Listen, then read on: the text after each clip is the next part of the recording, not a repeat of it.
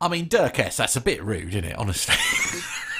Yeah, I thought he was one of our biggest fans, you know. I know, right? He's always been very supportive and right there with us all the time. And Also, it's money, me, isn't it, honestly? Yeah. I'm pretty sure that would drain the PTUK coffers for the one of those fines from the EU. Yeah, absolutely. Where's Nev with the blue spanner? That's all I can say. I know, that is a worry, isn't it? Yeah. We need to get him kicked out, I think. Oh, it's a bit strong. I know, right? Blimey. Nick doesn't take. Nick, so loyal to us. Yeah, I can say Nick is taking no prisoners whatsoever. No, I've had a bad day. Oh, fair enough. Lovely. Yes. And I'm going to make myself feel better by being mean. I'm so good at it. Yes. It is award-winning. Yes, we are back. The desk has been mended. Yes, so if you didn't catch our post or you weren't quite sure, basically, long story short, the big mixer, the Soundcraft desk that Ned very kindly gave us a gazillion years ago, had a fault basically, and I lost all audio from the left-hand rail. On the whole mix, so every single channel was totally dead on the left-hand side. So, yes, it went to a lovely chap by the name of John O'Burrows, who very kindly gave it a service, sorted out the 2 dry solder joints. That was the reason why we lost the channel. And here we are again, back in glorious Technicoloured stereo. Or something. Sorry, what? Yeah. I said or something. Or something, yes, yeah. No, whatever that is genuinely what happened. That is what went wrong.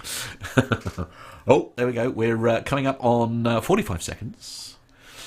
I think we're all ready to go live. Are you good to read the intro, please, Armando? Would that be all right? Oh, of course. I love it when you spring things on me. I can't really read it and press all of the buttons all at the same time, because there's about 4 things I have to do during the intro. Okay, I will read it and adjust. Sorry about that. Darren Smith says that you're blurred, Matt. Okay, I'll try and work that out at some point. I don't know whether that's a personal... Yeah. I have got a blurry left eye. But, I'm not sure that he was referring to your right, eyesight. Okay. As I say, it looks fine from Put your contacts in, love. Yeah. All right, 30 seconds. Here we go. Clock's running. There we go. Oh, I suppose I better turn the clock off. Bye, clock. Yes, I said clock before anyone starts. 15 seconds. And 10. Good luck, everyone. 7, 6, 5, 4, 3.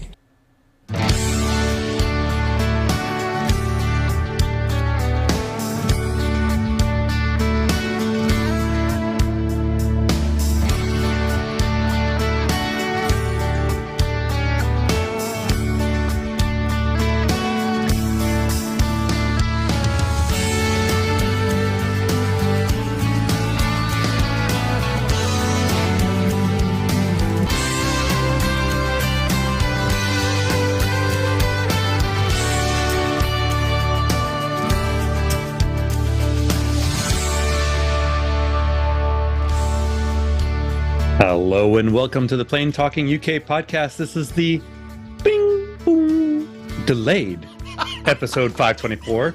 My name is neither Matt, nor Nev, nor Carlos. It's me, Armando. I'm back. In this week's show, we've got stolen goods, a racy video, hurricane hunters, some news about Malaysia 370. In the military section, we have the U.S. Navy turning to a 70-year-old airplane as a replacement for its E-6 aircraft, and Northrop Grumman makes a server in the clouds. Perhaps it's the cloud. Now, for the more observant of our YouTube viewers, you may have noticed that I am neither one of our regular hosts. I think Carlos has gone tech. We've had to push back without him this week. We don't have Nav. We don't have Captain Andy. But I am excited to report that I'm back. We do have Nick with us also. I was doing fancy rich people things and jets. I went out to Las Cruces. I did some air races. And here I am. I'm back. And Matt Matt threw the intro at me with no warning whatsoever. Welcome, Matt. I'm sorry about that. I knew I'd be in trouble for that. It's the one thing that I could do is just like surprise everything on it. Just FYI, Nick, for future, essentially, because during the intro I have about 5 different things I have to queue up to make the intro work. So yeah, which you won't necessarily know, but what a great introduction to our other member of the team joining us today. The master of heated writing outfits. It's Nick Codling. I have other attributes, but that is one of them. Heated what now? Nice to see you, Armando. It's lovely that you could join us this week. So thanks for coming back. And yes, you've been very graciously helping me with a little bit with the show notes this week as well. So good to see your face also. Actually, here's a fun fact. The same writing outfits, the 12-volt writing outfits that you can use on a touring bike. Well, a biplane is also a 12-volt system. So I have actually used my old BMW touring outfit in the biplane. It's heated from basically head to toe, which makes me able to fly year-round in an open cockpit biplane. That must be chilly, though. It's I'm coming over to try that. It's only chilly right here in the nose. Right. Everything else is covered up. There must be a sock or something you can get for that, surely.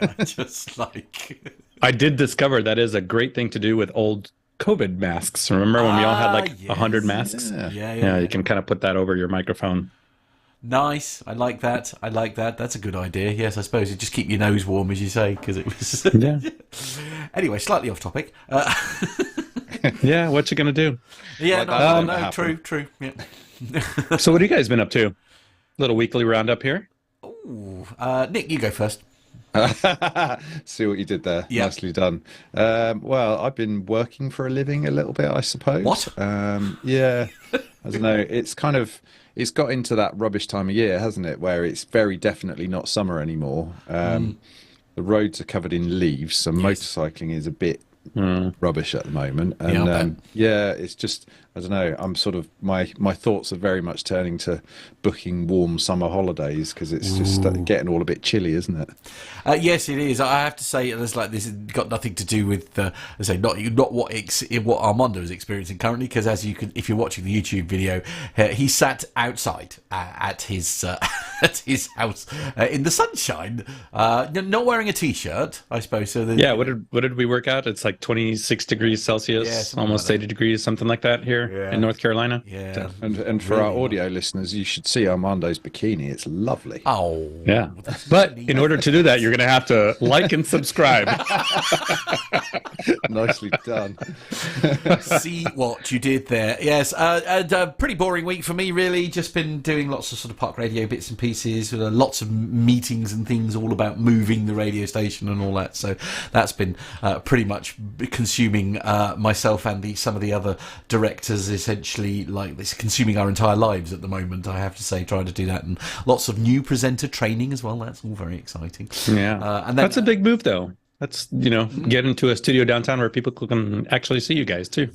Yeah, no, I can't wait. I can't wait to get moved. It's it's just to say, it feels like it's taking forever to get there. Do you know what I mean? It's like with the wheels of democracy, especially here in the UK, it takes a very long time for it to get anything done, especially when you've got to involve local government and all that kind of thing. But anyway, yes, all part of the fun, as they say. Now, what have you been, other than the fact that in stark contrast to what it was, 2 weeks ago, where it was utterly horrendous, where you were, and of course now, as I say, there you are. You've got beautiful blue skies behind you. What have you been up to? Yeah, I think we're going to talk about it a little bit later, or we have a story later. But yeah, we're about 3 weeks on from Hurricane Helene that struck not just here in North Carolina. I think we were very western North Carolina was affected, and eastern Tennessee, but also Georgia, parts of Georgia and Florida. Florida got hit twice in a row by a couple hurricanes. I will say I had an opportunity to meet up with Captain Jeff because he actually evacuated, right? So he's in the Atlanta area usually. And before Hurricane Helene hit, he evacuated. I just happened to be in Alabama. So he came out and met up with me. So I got a chance to talk to him about some of the general aviation efforts that were happening over on APG. And not to push other podcasts, but if you listen to Opposing Bases, have the episode a little bit later on. I think it's 352 or something like that. Air traffic control did an amazing job over the course of a lot of outages and things like that. But lately, I wanted to start this last week. I was out at Las Cruces. Las Cruces was the first air races held outside of Reno. They were at Reno for 59 years. We didn't make it quite to 60 years, but the first organized races and sanctioned races outside of Reno were in Las Cruces, New Mexico. It's near the El Paso area. Unfortunately, for the third year in a row, we ended up with a fatal incident. Not one of ours, but air show performer Chuck Coleman lost his life. He was doing his act in his extra. Chuck was the pilot who trained the pilots for Top Gun. He worked for Virgin Galactic, really accomplished pilot. And unfortunately, he just didn't come out of one of the maneuvers and all that. But it was great. Aside from that Sunday, mishap, we did a lot of partnership forming with the FAA, with the city of Las Cruces, the state of New Mexico. There was a pretty good chunk of money given to us by the state of New Mexico to bring the air races there. And next year, we're looking at Roswell and Las Cruces, so both New Mexico venues to hold some races. It was good. It was great. This is exactly what we wanted to do. Is Matt's got the pictures going there, but we have everything from like a stock RV8, Vans RV8, doing just about 200 miles per hour. We had Sean Van Hatten in his Rutan design Long Easy, which you guys know from seating. Yeah, Dan's. So Sean Van Hatten was actually racing one of those right about 210 miles per hour, and then all the way up to Andrew Findley's and Tom McNerney's Lancer Super Legacies doing 335, 340 miles per hour. So all of that required a lot of careful coordination and creation of some courses there at Las Cruces that had to be safe. And we used 2 out of the 3 courses because our airplanes were frankly going so fast that we didn't get to use the small course, which is for the slowest airplanes. That's sub 200 mile per hour speed. So we used the 2 large courses. But other than Chuck's, crash there on the last day, it was a pretty successful week overall. How did it feel? Because obviously, it's been at Reno, as you say, 59 years. You said at the start there. I mean, how did it feel strange, or was it just sort of a relief / exciting to sort of get it back underway, albeit in a new home? Yeah, I think it was mostly excitement. Reno was a staple, and we will always honor that history and that lineage, and that those 60 years were great 60 years there at Reno Stead Airport. And before that, it was actually somewhere else in the Southwest. But for us, I think, especially in the sport class, so we were a subclass of the Reno Air Races. For us, it's a lot of an exciting time because we received our own accreditation from Transport Canada and the FAA to be an air race organizer, which means that we can actually kind of separate from the Reno Air Race Association, or RARA. Yeah, so that means that we are right up there with with Red Bull Air Racing, with Formula One Racing, all those as certified by the FAA to put on our own races at different venues outside of Reno. So for us, it was an evolution, I would say, outside of Reno. And that's so amazing, really. I mean, congratulations to the team for that, definitely. Of course, if you follow Armando's socials, by the way, there was a fascinating little video there, and a very small part of me was feeling, I've got absolutely nothing to do with it whatsoever, but I felt super proud because there he was commentating on some of the events that were taking place. Our very own Armando, bless him, was there on the mic doing the PA. That must have been awesome. Yeah, certainly the show has helped me over the last 5 years that I've been on the show speak about airplanes to the public in a manner that is understandable, because most of the people that show up to an air show, I would say 20% are into aviation, especially a small town like Las Cruces. About 20% are into aviation, but I would say 80% are just general public. So the rest of them are me, who don't understand a single, it's that whole thing, isn't it? I mean, Yeah, so 5 years of explaining aviation to you. Yes. I'm glad I could help. Yes. But I mean, that must have been a really amazing experience. And you were there with some real sort of real top talent of commentators and stuff. It was honestly, it was so wonderful to see you doing that. Yeah, Lunar, and we'll put another little video up on our PTUK social, but Lunar Sawyer, she's been doing air show commentary for over 20 years. Her husband, Jive, and her own a L-39 that they do an air show with. But she was great, and she really helped me along. That was my first time ever announcing an air show.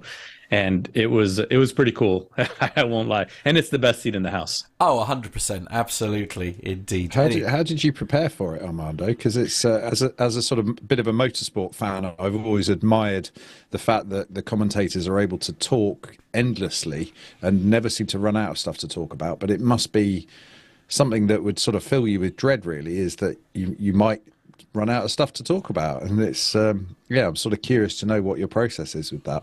Well, so my role, for the past 5 years at Reno, I was the ramp boss, and my role this year was just to wrangle reporters and do the media and do some of the media interviews and media engagement. I didn't know that I was going to be announcing until even better until Thursday morning when I arrived at Las Cruces. Wow. So to answer your question, I just had, I've had 5 years of getting to know all the crews, all their families, right. The wives' names, the husbands' names, the dogs' names, the airplane names. I know generally each airplane in our class, we have about 30 airplanes. I know all their capabilities, what engines are in there, how long it's taken them to put that airplane together. Most of these are kit-built aircraft. And then also how many times each airplane has changed hands over the couple of years. So a lot of it was just kind of off the cuff, but the most challenging part was explaining this to the layperson, right? Like talking about formation flying. How do you explain formation flying, right? Like an echelon formation. Well, it's just like geese flying in the sky. Geese always fly in an echelon formation. Or talking about engine instrumentation. It's, the only time on the course that you get to look at your engine instruments aside from just feeling it, like you're driving down the highway, is your engine instruments on your instrument cluster there. Sometimes you're driving, and you only get a chance to peek down at some of your warning lights. But it was right. Okay, that's not what you want to see on an aircraft. A warning light. Yeah, absolutely. No, right. Of course. I mean, you've lived and breathed aviation for years as well, haven't you? That's the thing. I mean, you are, an aviation nerd at the end of the day, and you have the knowledge in your head because you love it. Do you know what I mean? Unabashedly. Yeah, absolutely. Just brilliant. Oh, I mean, it sounds like such an incredible experience. Yeah, it was great, and hopefully we get to grow this. And as soon as I know dates next year, we're possibly doing up to 3 different venues. So we're looking at Las Cruces, potentially Roswell, New Mexico, and also either Pueblo, Colorado, or Wendover, Utah. So as soon as I know some dates, I'll give it, put it on our socials. And any of our U.S. listeners, I really, really encourage you to come out and see some of the air races, because it'll be in conjunction with an air show. But I could explain it all day long in a podcast, but come out and see it in person. It's even better. Yeah, definitely. Absolutely. Indeed. Well, I mean, we could talk about it for hours and hours and hours. We probably shouldn't. We should probably move on. It's thank you to everyone who has joined us live, especially as well. Loads of people in the chat room here, early doors as always. Good evening to Richard Mazouz, some guy called Nick Codling, Hobby Times there. Hello, Hobby Time. Hope you're well. Captain Cruz, Dirk S. Yes, we know about Dirk with his rude comments from the start there. Go on. What did he say? Something about what was it? Will we be getting compensated? Will we be compensated according to the EU 261 for the cancelled episode last week? How rude, honestly. Yes, our legal team will be in touch. Absolutely, definitely. Good evening to Darren. Hope you're well. Masha, lovely to see you as always. Captain Cruz, I think I've already said. Sturman, hello Sturman. Nice to have you along as always. Christy G, a very good evening. Oh, from a sunny Atlanta. Look, oh dear. Oh yeah, just down the street. Just down the street, absolutely. Tanya, a very good evening to you. Do you know what, Tanya? Actually, I was looking at photos of my trip to New York a number of years ago, of which I've got a lovely photo of you and me. You know, I was looking at that earlier today. And also, them heels. Ooh, many questions. I don't know who that is. What is this about? Okay, lovely. We'll keep an eye on that one, shall we? Thank you to everyone who has joined us. It's for anyone listening, of course, don't forget the audio version is available to download as soon as I finish, basically. And if you do want to come and watch us live, then take yourself to youtube.com/Plain Talking UK, where you can get involved in the conversation when we record the show on a Wednesday evening. Hit the subscribe and hit the bell icon as well. Which is right next to it, and you'll get notified when we're live and recording new episodes. Be good to have you along. And you can see how many buttons are unbuttoned on my shirt. Oh. Suddenly become an OnlyFans. What on earth is going on here? hey, we got to do whatever to do. Yeah, we got to do, right? We need the money. Absolutely. Anyway, on that terrible bombshell, if Amando's blushing. Yeah, me too. If everybody's ready, then I'm going to press the go button before something else goes wrong. Captain has turned on the seatbelt light. Please take your seats and fasten your seatbelts.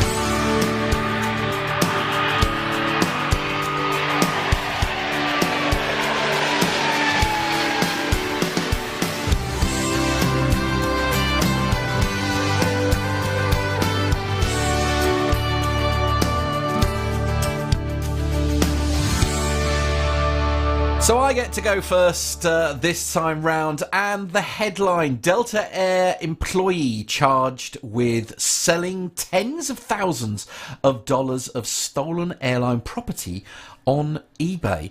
And I've just realised I was being all clever and I've put the wrong camera up. That'll teach me, won't it? There we go. A Delta Airlines employee based in Minneapolis has been charged with stealing tens of thousands of dollars worth of airline property, which was then sold on eBay following an investigation by the airline's internal security department. Investigators launched a probe after identifying an eBay account that was selling Delta property, including inventory that was intended as employee gifts that had been reported as missing. The 40-year-old from Burnsville in Minnesota faces a maximum sentence of 20 years imprisonment and a $100,000 fine if found guilty of the felony theft following his arrest earlier this year. Harforsh worked as a shop equipment technician and is said to have had access to expensive Delta inventory that he allegedly stole for nearly a year, beginning in June 2023. It wasn't until May the 7th, 24, however, that Delta's internal security team identified an eBay account that was potentially being used to sell the missing inventory. Harforsh was quickly identified as the suspect behind the eBay account, and airport police at Minneapolis, in St. Paul International Airport arrested him while he was at work on the 13th of May. Police conducted a search of the suspect's property and allegedly discovered $852.31 worth of property belonging to Delta Airlines in his house. A further $5,422.78 of property, for being very specific with the numbers here, belonging to Atlanta-based carrier was found in his car, investigators also claim. Alongside the stolen property, detectives also seized shipping labels and mail packaging, which they claim was used by the suspect in his criminal plot to sell the stolen inventory on eBay. eBay records obtained by airport police reveal that the suspect sold items worth $70,000 $1,820 via the platform in an 11-month period between June 23 and May 24.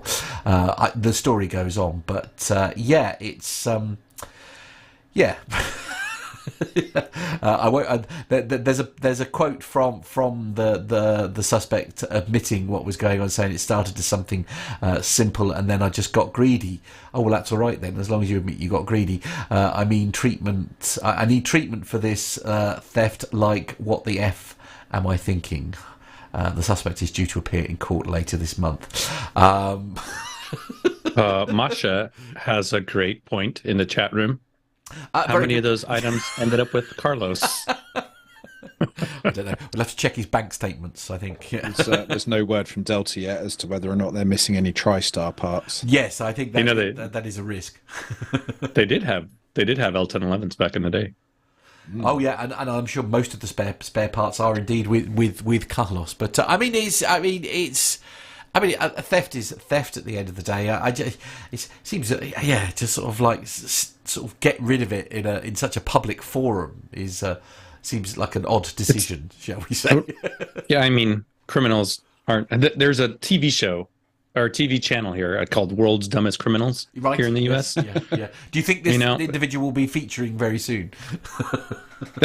Right. I mean, and it's almost like every workplace has this, whether you work in a warehouse, where you work at Amazon, you work at I'm not calling out Amazon, but like, almost every workplace has somebody. I think, a lot of my friends are business owners, and you almost plan that a certain amount of your employees are going to steal from you, whether that's, Matt, you used to own a pub, right? Like, like how many free pours and how much free food goes out the door. So I must admit, I was very lucky in my environment.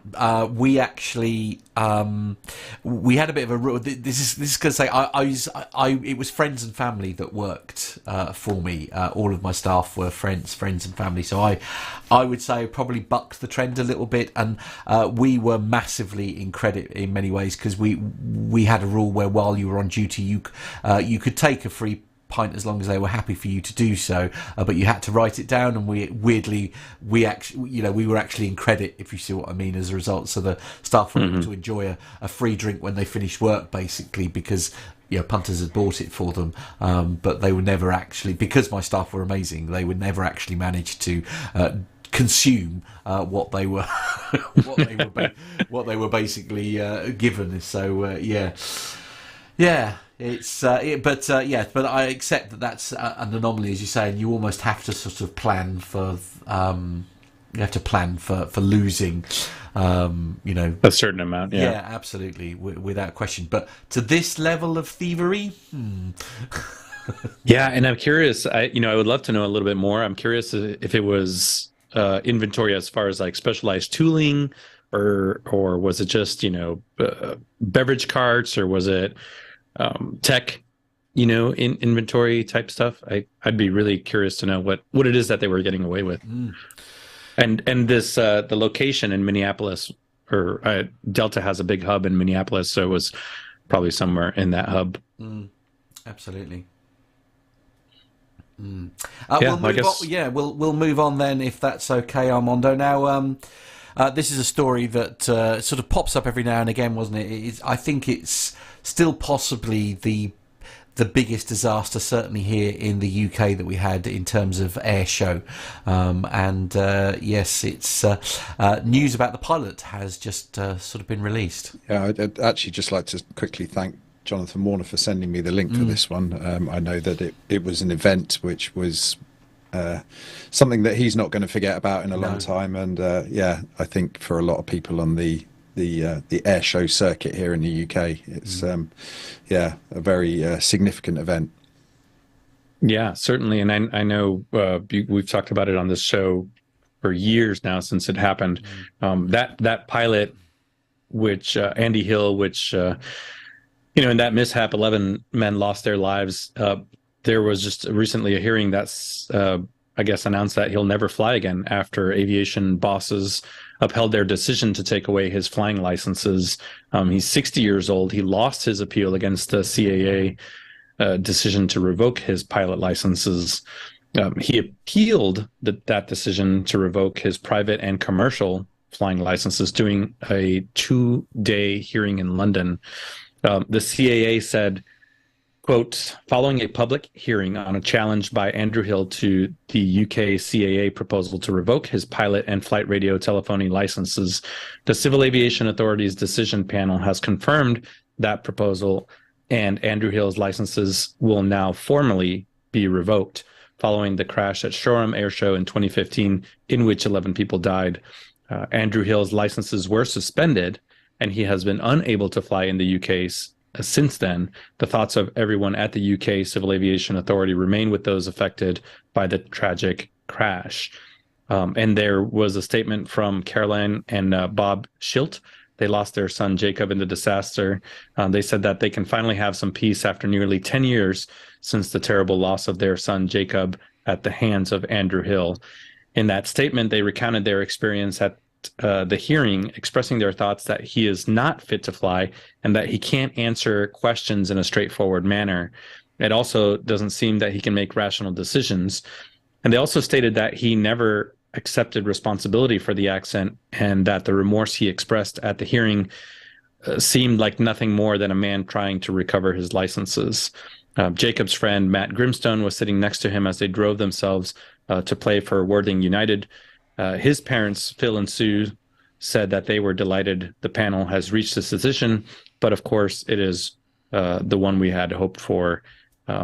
So this seems to bring some closure to the families of those affected, and frankly, wider than that, people like Jonathan Warner and everybody else that attended the air show and was witness to this.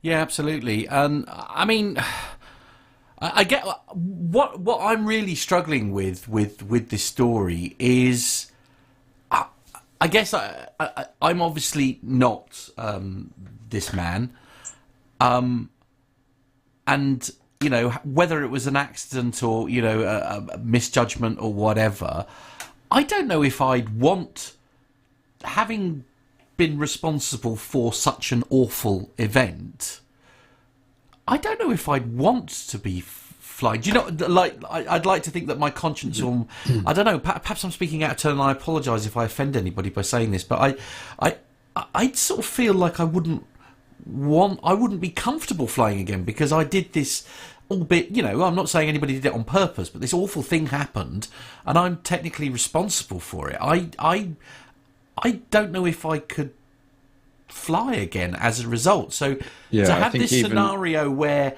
he's actively trying to get his license back, even if you're so passionate about something, to the extent where it's a, you know, it's a huge part of your life. And I think he was an airline pilot as well as a display pilot, so it was a huge part of his life. So you can sort of understand it from that point of view, that it would be something that he would want to pursue. But I completely agree with you, Matt. You know, having had such a significant involvement in something like this, and being found to be completely accountable for it, it seems like a really strange. You have to question the motivation, I guess. Yeah, I mean, you know, it is, as you say, if it has been your entire life, I guess. I don't know. I mean, I guess we need to tread carefully. I guess, because the last thing I want to do is intentionally cause offence. But yeah, I just find it a very strange. Yeah, I couldn't even begin to put myself in any of these people's shoes. Yeah. You know, and having to endure it for almost 10 years, the hearings, the trials, the investigations, the recounting of the stories, I couldn't even begin. The closest thing would be, you know, an airline pilot that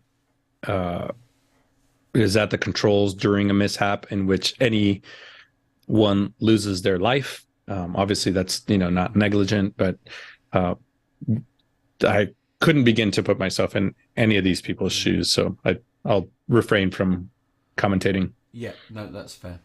Yeah, that is fair. Okay, well, we'll move on then. Yes, Nick, you have the next story. We're back to Delta for this one. Yep. So it makes a change from picking on Boeing, doesn't it?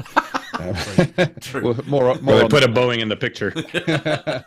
Actually, it's a picture of a Boeing 737 and a ham sandwich.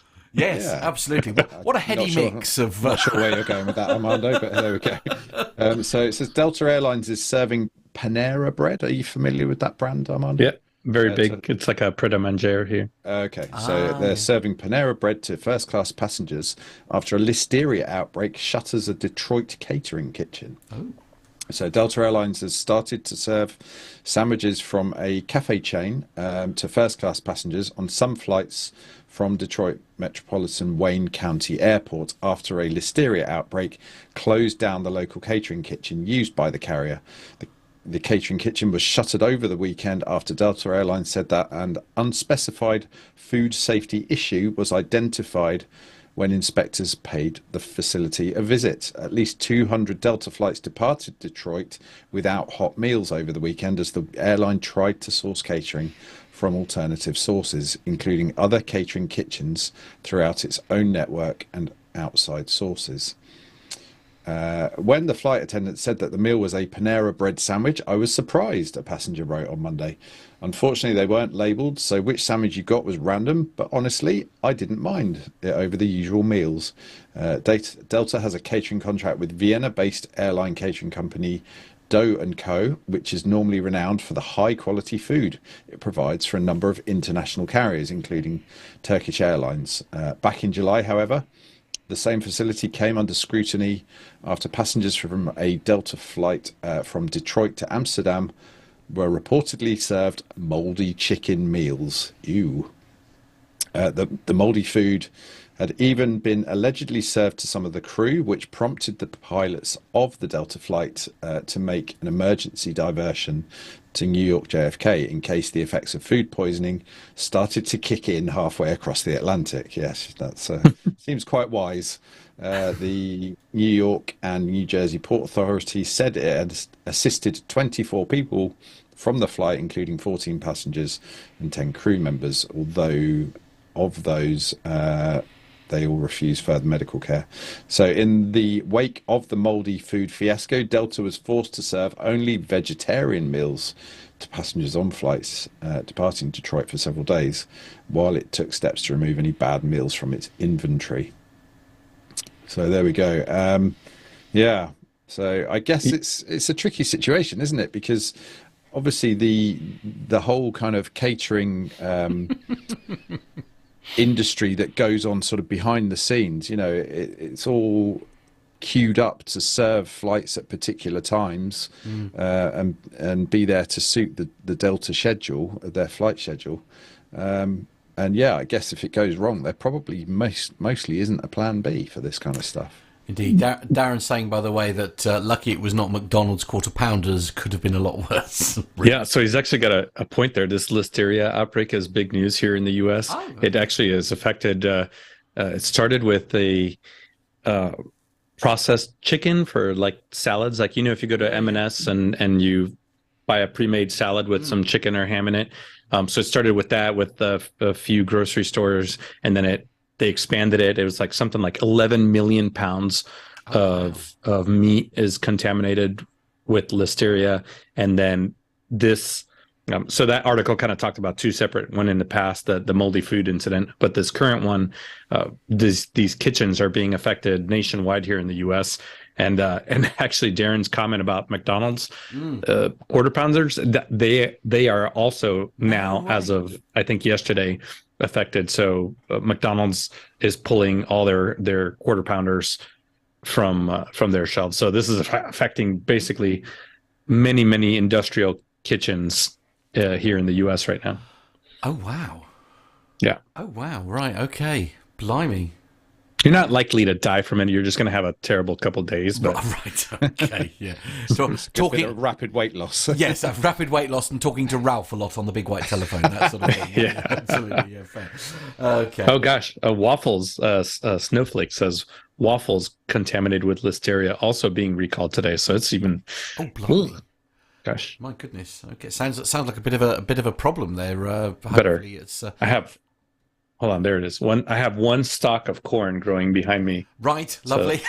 That's going to be our garden. Right, that's what's going to keep you going then, is it? Right, yeah, okay, very Yeah. good. Love that.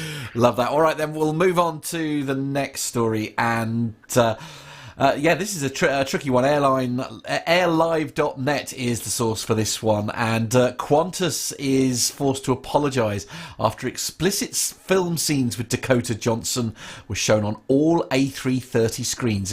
Explicit film scenes from a movie with Dakota Johnson were shown on all screens of a Qantas flight to Tokyo without the possibility to pause or switch. The passengers aboard Qantas flight QF59 from Sydney, Australia to Tokyo, Haneda in Japan were forced to watch intimate scenes from film known as Daddy-O. Reddit user commented or documented the experience on the social media platform, saying after a 1 hour delay, the pilot decided to take off anyway, but the only option left was for the crew to play a movie on every screen, and it was impossible to pause, dim or turn it off. Here's the kicker. The movie they played was extremely inappropriate. It featured graphic nudity and a lot of people having a lovely time. The kind where you could literally read the text on the screens without needing headphones. Oh, well, that's good. The movie was played on every screen in the cabin and couldn't be switched off to another movie. Daddy-O is a 2023 film starring Dakota Johnson and Sean Penn about a woman and her taxi driver revealing personal revelations to one another on a ride to Manhattan. The movie is rated R by the Motion Picture Association for strong language, sexual themes and brief graphic nudity. Sounds great. Yeah, I had to Google it. Yeah. I mean, maybe not. maybe not on an aircraft where everybody can see it. I have so many questions with this one. Yeah, me too. How did this happen? Yeah. Well, first of all, how many aircraft are left that just have like the one screen Well, yeah. where the crew, hits play and it plays on over the whole? So I can only assume that there must have been some kind of IFE failure or fault within the system, which meant that the on-demand element that we're all used to having just didn't work for whatever reason. So their only option was to play a movie, and somehow they ended up with this one. But surely you choose a Disney. Like if you were having to make it a safe decision for everybody on board, yes, you'd go for a Disney or something like that. Do you know what I mean? Because like adults don't mind a Disney film. I mean, it's unless I don't know. Perhaps it was pilot's personal preference. I don't know. Have either of you guys seen this film? No, I have not. I have not.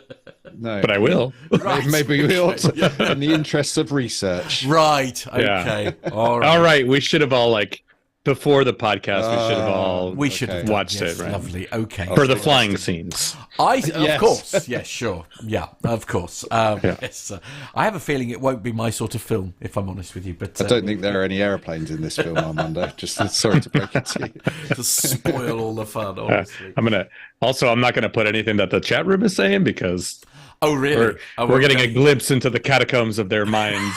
It's a dangerous area. Stray away, everyone. Stray away. They can say it. We can only think it. Good point, well made. Yes, absolutely. Yeah. I love it. Move on, please, Armando. Panic. Well, never mind. I had a couple quippy segues, but we're just going to go with... No, you carry on, no. No, related to the next story. So okay, this has to do with the tail of an airplane. This incident was... made its way through social media and all the aviation social media stuff. Is the preliminary report to this accident that happened at Atlanta Hartsfield Airport has just come out, in which a Delta Airlines regional jet, it's actually an Endeavor jet, was sliced off by the wing of a passing A350. So they're starting to contemplate that the whole event happened because the RJ was stopped too short of the runway. On Tuesday of this week, the NTSB released its preliminary report on this September 10th accident. And while the investigators have not drawn any conclusions so far, it's been revealed that the RJ stopped short of the runway or the hold short line by about 56 feet. That's about half the length of the jet.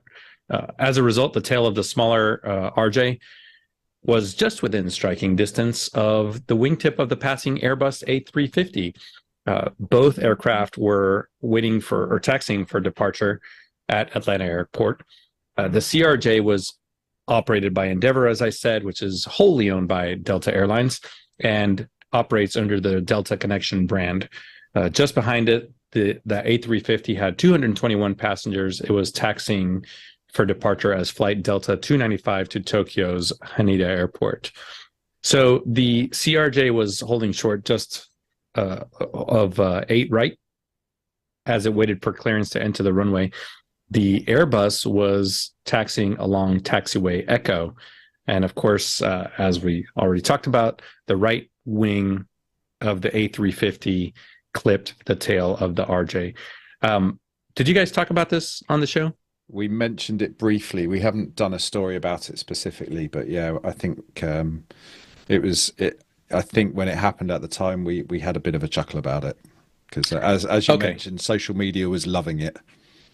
Yeah, lots of memes out there. Essentially, what happened is they were both taxiing. The usual runway for takeoff was closed for the heavies, for the wide bodies. That's usually on the south side. So this A350 was going to 8 right. Atlanta, the 8s are on the north end of the airport, 8 left and 8 right. 8 left is usually used for landing. 8 right is usually used for takeoffs, similar to Heathrow. And the RJ was waiting to take off.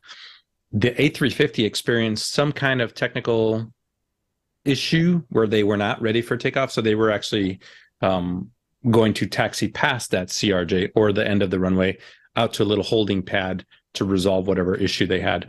Now on APG, Captain Nick was talking about the A3, at least the A330s, A340s, you can't see the wingtip. You can't see it from the cockpit. So being instructed to taxi past that CRJ, the pilots in the A350 could not have seen their wingtip. They should have noticed that the RJ was stopped well short or that short of the hold short line. 56 feet is, I mean, that's like I said, almost an airplane's length. So nobody has been assigned blame here, but I think the general consensus is the RJ should have been at the hold short line, while there is no rule that says you have to be up there. And the A350 pilots should have noticed that aircraft was far from that hold short line, and they should have stopped.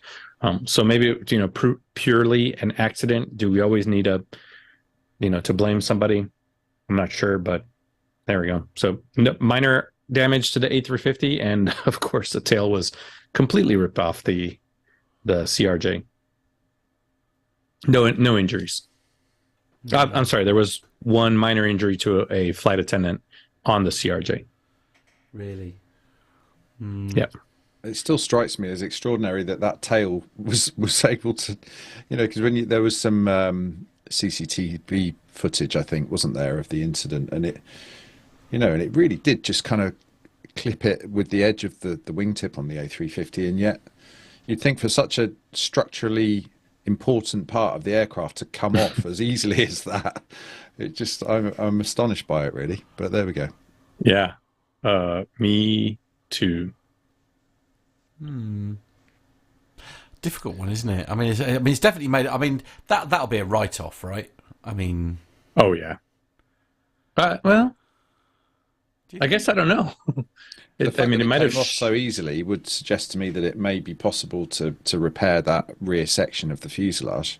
Yeah, because it would presumably be attached to the fuselage outside of the pressurized the rear bulkhead, so it might be possible to kind of tidy it up and fit a new one. You never know. But then I don't know, if it's quite an old aircraft, then maybe it might have been coming up to retirement anyway. I don't know. There's like hundreds and hundreds of these RJs. I'm sure they'll just pluck one out of the desert. Oh, hello, John Jester. Hey. My fellow compadre of 30 years. He's in Hong Kong today. Oh, lovely. Nice.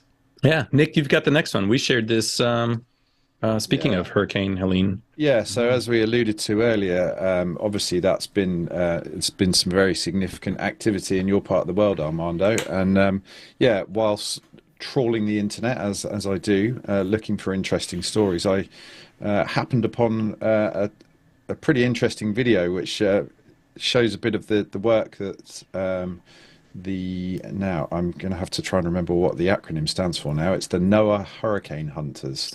It's the National Oceanic and Atmospheric Administration. Yes, that's the one. Thank you very much.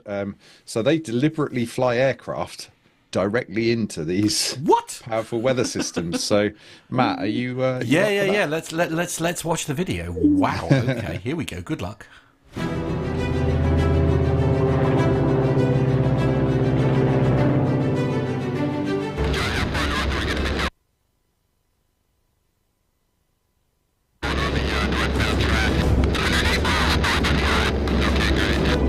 The job of a hurricane hunter is not for the faint of heart.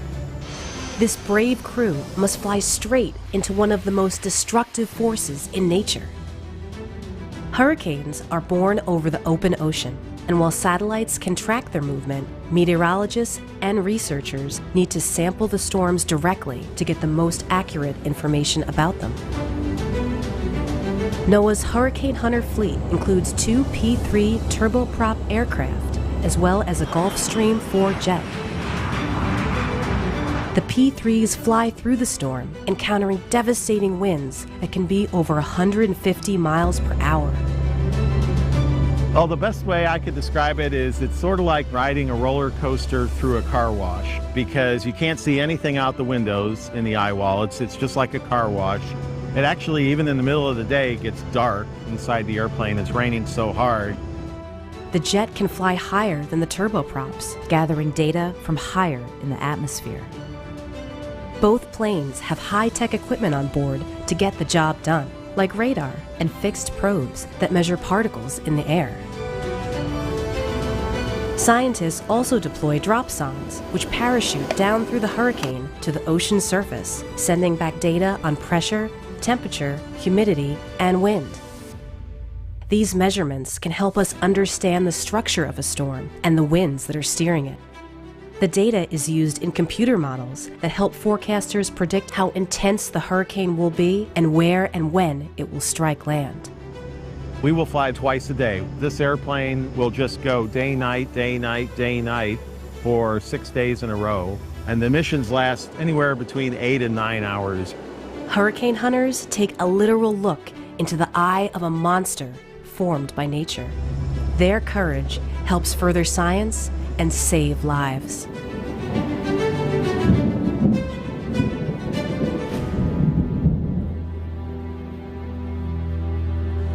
Wow. I mean, Armando, this wouldn't have surprised me at all if you did something like this. Gosh, man, I wish producer John was here today, because we did, I think back in 2019, we did in an interview with Lieutenant Commander Nate Kahn. Don't ask me why I remember his name, but he was an aircraft commander for this P-3 Orion. Actually, it was a WP-3 that he talked to us for about 40 minutes about flying into the hurricanes. And we also, in the following show, we had one of the aircraft commanders from the Air Force unit that flies the C-130Js into the hurricanes, also hurricane hunters. We'll put a link in the show notes to that. What are we without producer John? But they were 2 really, really good interviews, and those guys talk about, from what I remember, each hurricane has its own identity, and they remember that. They remember the characteristics from an aviation standpoint of each of these hurricanes that they fly through. And what they're doing is flying a specific barometric pressure profile. So they'll pick a profile, and like the barometric pressure inside of one of these cyclones is pretty low. So they'll just pick 26 inches of mercury, or call it 900 millibars, and they'll fly just keeping that 900 millibar through the hurricane, and they'll fly, circles, basically flying against the wind, the entire time dropping those drop sondes, which are basically, these little sondes on parachutes that are measuring everything. Like if you've seen the movie Twister, so it's shooting telemetry back to the aircraft, and then of course there's the fly through the eye portion, which they say was, you get rocked doing it, but it's amazing because you have one pilot, just all they can do is just hold the yoke, and then you have the other pilot who's doing the navigation, and then the flight engineer is actually sitting in the middle working the power, watching that airspeed drop and climb, obviously, like over 100 knots. So, if you watch some of the videos from the flight deck, the flight engineer sometimes goes from full power to idle to full power to idle to full power, and the whole time the scientists and meteorologists in the back are getting absolutely rocked that whole time. Really, really neat. We'll find the interviews and put a link in the show notes for that. Wow. Yeah, I mean, I mean, as you said, the information is so crucial, isn't it? But also, nah, you're all right, thanks. Yeah, most pilots try and avoid the weather. Yeah. These guys actually fly straight at it. Through it. Yeah. I'm curious, Armando, from a sort of a piloting point of view and an operational point of view, what would the procedure be for the engines so that they're not kind of getting overwhelmed by all this rain and everything that's would ordinarily you would think would be a really bad thing in keeping an engine running? Yeah, I'm not sure. I don't recall the C-130s having any kind of inertial separator. The C-130s and P-3s, I believe, have the same engine, and actually a P-3 is just a C-130 upside down, like from a structure standpoint. And so you would have some kind of inertial separator activated if you had one. I don't think they do. You'd obviously have all of your inlet heating on, your propeller heats on, you're trying to, and then your ignitions would be on full time to make sure that the fire, that combustion doesn't get snuffed out. But a lot of times it's not even the rain that they're flying. I mean, they're flying through visible moisture, and they're flying through some of these bands of rain. But from what I recall from the interview that we did, a lot of times it's just a lot of wind and cloud. So, an airplane can handle that. But this is an attestation to the strength of a C-130 and a P-3. Both are Lockheed products. That the strength of the wings and the structure of the airplane. But I don't believe there were any special modifications to the aircraft. I don't remember them talking about strengthened wing spars or anything like that. You would have to assume that they might have a more rigid maintenance schedule, perhaps as a result of the kind of loadings that's been put on them. Yeah, perhaps. Oh, look at Dirk S. Episode 371. Gosh, that was a long time ago. Wow. That was the WC-130. Man, thanks, Dirk. Awesome. That's impressive. Yeah, somebody write that down because I will forget. Somebody WhatsApp that to me so I can include it in the show notes. Yeah. Yeah. Sounds good. Okay, Armando, if you wouldn't mind, we'll take the next story, and we're talking about a certain missing aircraft. Yeah, Malaysian Airlines MH370 still in the news. Disappeared in 2014 with 239 people aboard. Despite extensive search efforts, the final location of the aircraft still remains an unknown. It has become one of aviation's greatest mysteries. However, new research explores the possibility of detecting underwater acoustic signals generated by aircraft crashes, such as MH370's presumed impact, to provide new insights into its fate. I think we know the history of the aircraft. It was headed from Kuala Lumpur to Beijing when it disappeared over the Indian Ocean. Only a few pieces of debris ever washed ashore. That was in the Indian Ocean.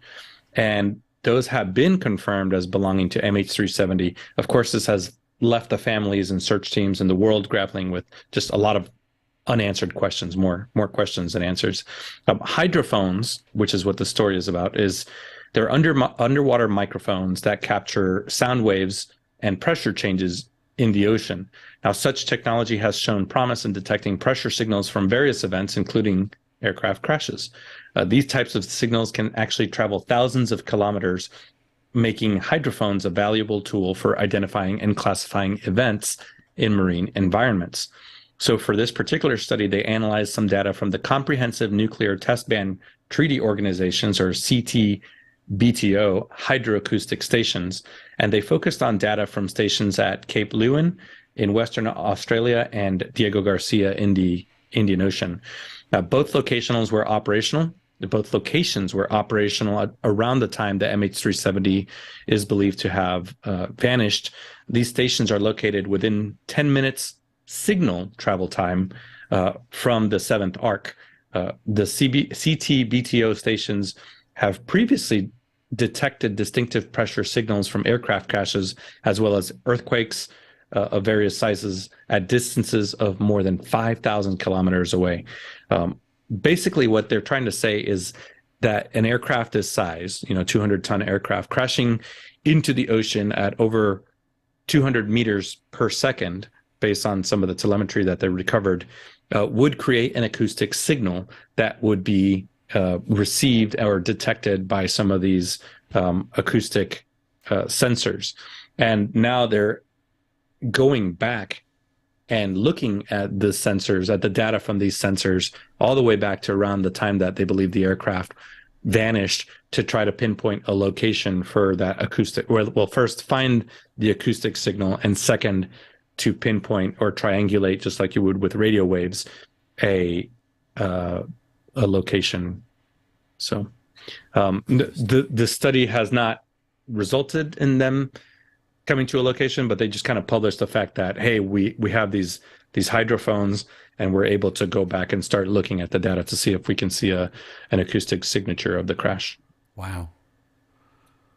I mean, in many ways, that if only to bring it to a close for those who lost people, which really is all we can hope for, really, isn't it? It's closure for the poor people, for the families of the people who were involved, really, I think. Yeah, first and foremost, of course. Indeed. All right, well, we'll move on then. And Nick says in the notes here, he originally put in another bad story about Boeing continuing woes, but figured we'd all had enough of that. That's fair. The headline, not sure of the source on this one, but the headline is Qatar Airways operates world's first Boeing 777 Starlink-equipped flight. Ooh, now that's exciting. Qatar Airways has become the first airline to operate the world's first Starlink-equipped Boeing 777 aircraft from Doha to London. The milestone flight took place on the 22nd of October this year. The airline is the largest and first carrier in the MENA region, Middle East and North Africa, to offer passengers Starlink ultra-high-speed, low-latency internet. Starlink is free to all passengers and operates from gate to gate. Oh, wow. Further, the carrier will introduce 12 Boeing 777-300s, upgraded with the innovative service by the end of 2024, exceeding its initial target of just 3 Starlink-equipped aircraft. Qatar Airways has further committed to rolling out the technology on its Boeing 777 fleet in 2025, 1 year ahead of schedule, with the Airbus A350 fleet following in the summer of 25.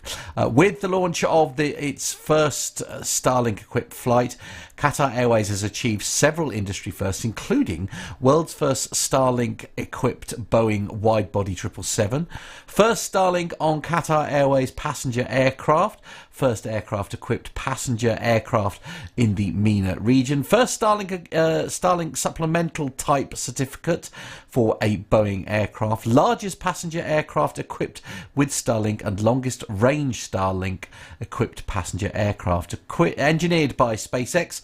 Starlink is the world's first and largest Satellite constellation. Yes, that's fair.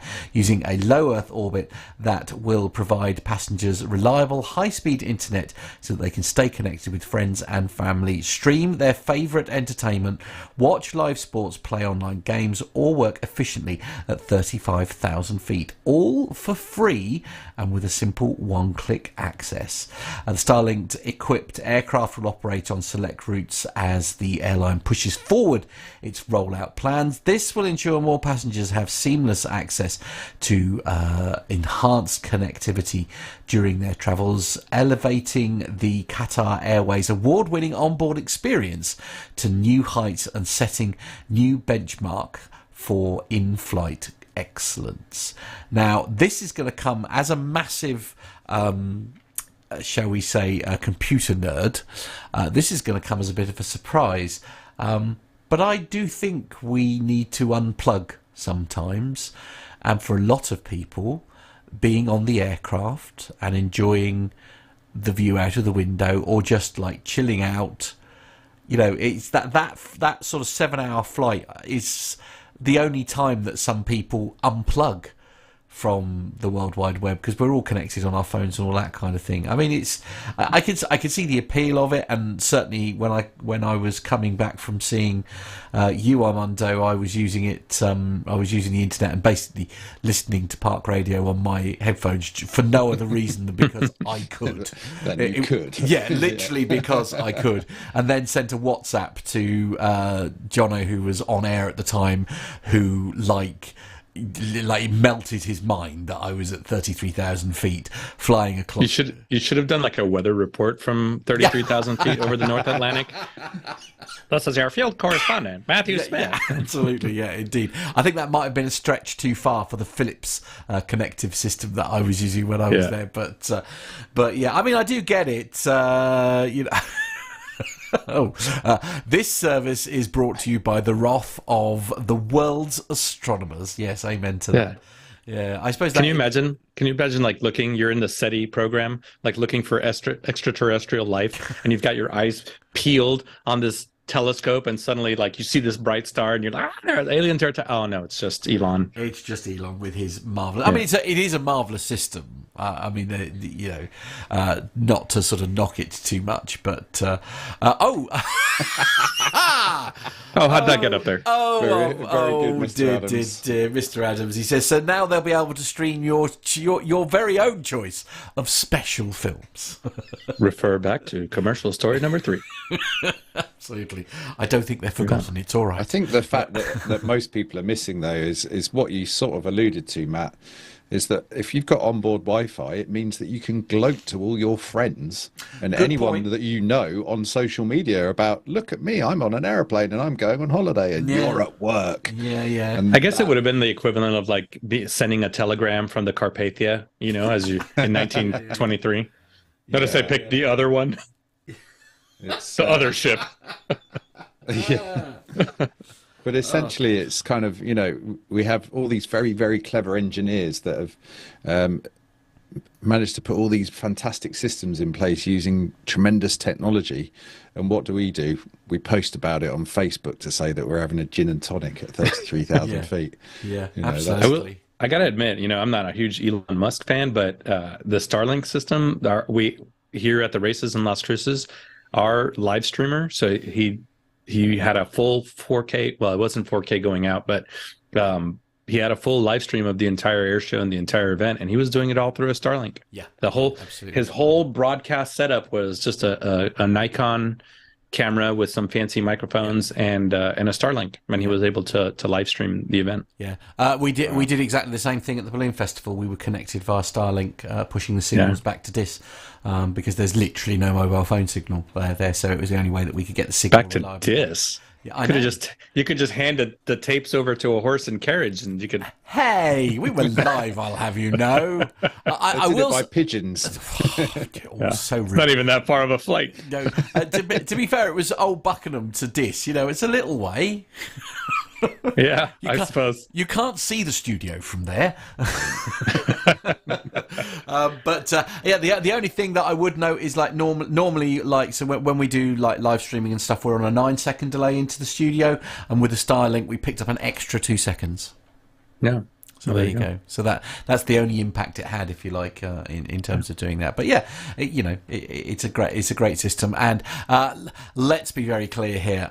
In a little over a month, because I believe one of my routes is on an A380, and I will absolutely be making sure that I have a photo in the bar for no other reason than because there's a bar on the A380, and it'll probably be the one and only time that I'm ever on one, and sort of with that airline. So yeah, absolutely. You'll have one up on me. I've never flown an A380. Yeah. So I think Carlos said it was a 777 going out and a 380 coming back, I think he said. So yeah. There we go. There we go. Yeah, can't wait. Hey Nick, do you want to take the next one? We haven't heard from you. Yeah, can do. So yeah, this one comes from the BBC, and the headline is "Holiday in Greenland. New airports aim to entice tourists." So a new international airport will soon open in Greenland's capital, Nuuk, allowing larger aircraft to land for the first time, paving the way for direct flights from the US and Europe. It's the first of 3 airport projects that officials hope will boost the local economy by making the Arctic territory more accessible than ever before.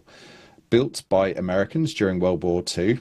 Now I'm going to do a Carlos here. We've got a pronunciation coming up, so hold on to your chairs. Brace yourselves, everyone. Kangerlussuaq is currently one of only 2 runways on Greenland long enough for big jets. The other is Narsarsuaq in the far south of the country. I should have checked these out beforehand, shouldn't I? And that was also a former US military base. But from the end of November, larger planes will be able to land at Nuuk for the first time, thanks to a new longer runway and a sleek new terminal building. From 28th of November, direct flights from Nuuk will operate from Copenhagen, carrying more than 300 passengers. And next summer, United Airlines will begin flying from New York as Nuuk becomes Greenland's main travel hub. In 2026, a second international airport will open in Greenland's most popular tourist destination, the town of Ilulissat, 350 miles north of Nuuk. Ilulissat is renowned for huge icebergs that float just off its coastline. A new regional airport at Qaqortoq, I'm going with. Bless you. Thank you. The biggest town in the south of Greenland will then follow. Ticket prices are already lower as demand grows. Air Greenland hopes to add new European and North American routes and potentially invest in new aircraft. But stiff competition is expected as bigger international airlines enter the market. To make way for Nuuk International Airport's longer runway, 6 million cubic meters of rock were blasted and leveled. The airport is also now equipped with advanced technology that allows planes to land in the town's notoriously bad weather. Cold conditions and the short summer season have been a challenge for construction work, while the cost of obtaining explosives ballooned after the war broke out in Ukraine. The 3 airports are together costing more than $800 million. And this has partly been financed by the Danish, who stepped in after a sweetened loan package, with a sweetened loan package, I should say, after interest from Chinese investors. Greenland's economy is largely dependent on the public sector and fishing, and most goods have to be imported. But there are efforts to diversify. With larger cargo planes soon to be able to land in Nuuk, more goods can come in and exports can more easily go out. Inside a harbourside factory in the capital, a huge catch of prawns is being steamed, shelled and frozen. That's making me hungry. For its owner, Greenlandic company Polar Seafoods, which sells shrimps, crabs and halibut, shorter and direct flights can mean new business opportunities. So this is really interesting because I've always wanted to fly to Greenland, and the only way that you've been able to do it at the moment is to go via Iceland.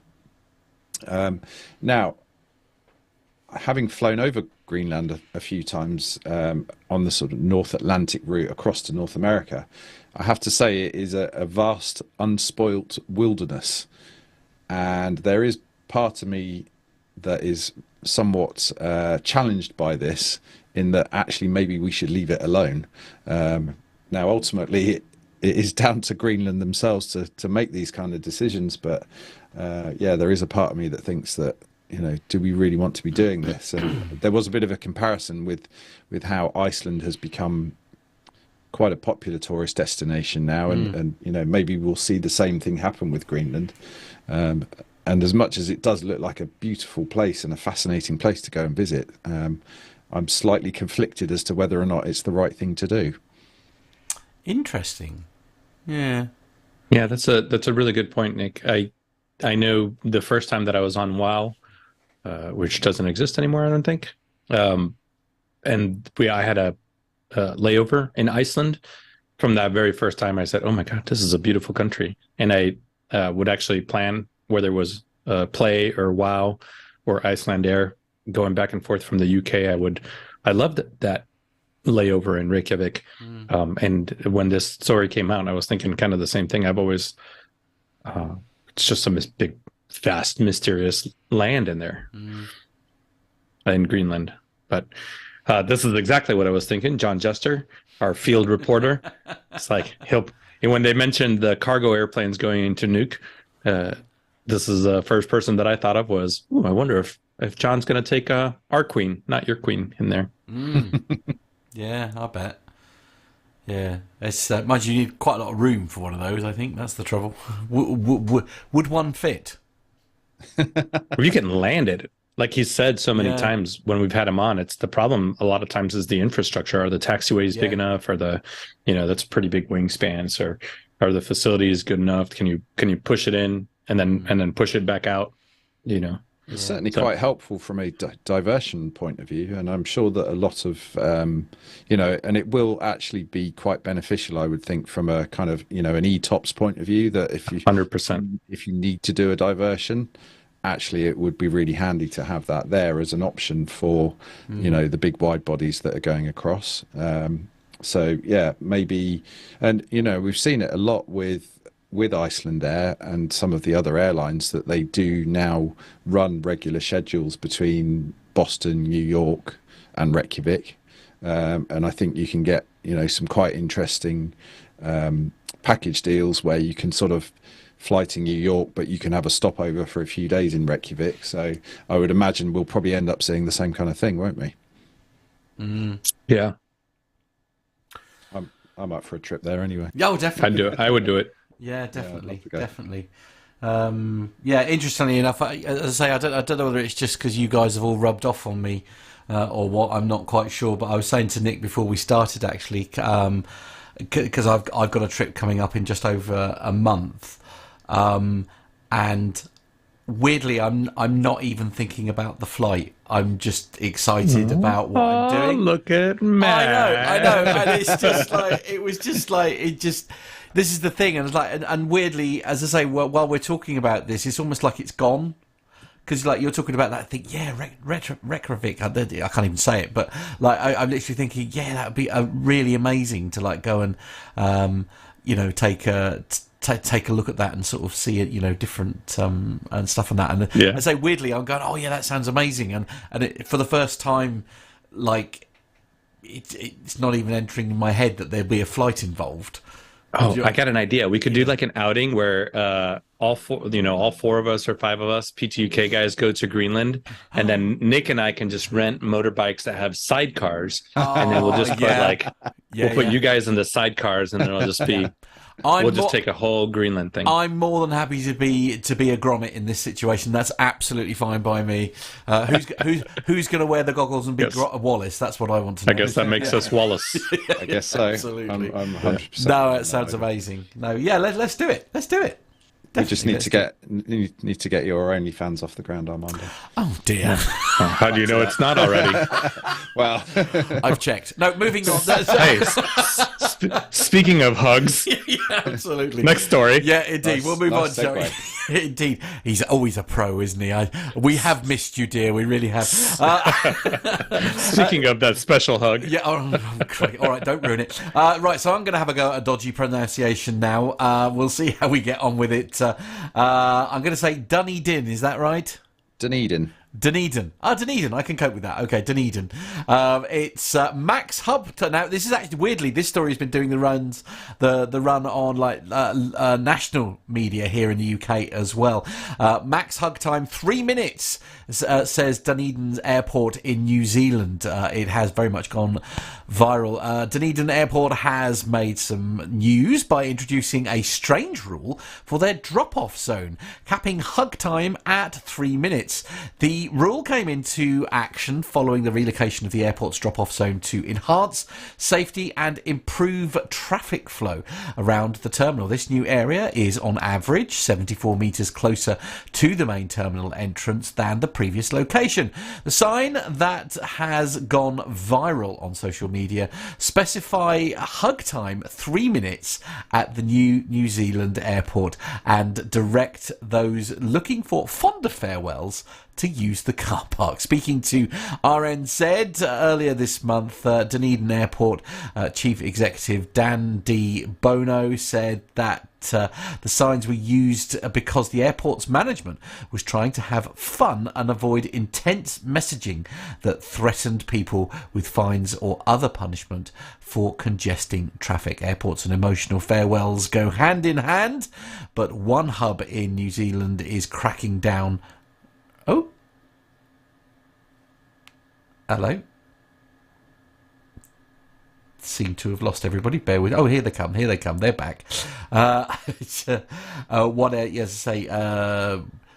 We'll roll it back. I'm going to have to edit this one. So, oh, can you guys hear me? I can't hear you. Your speaker is not working. Oh dear. Uh-oh, I appear to have lost. Hang on, bear with me a moment.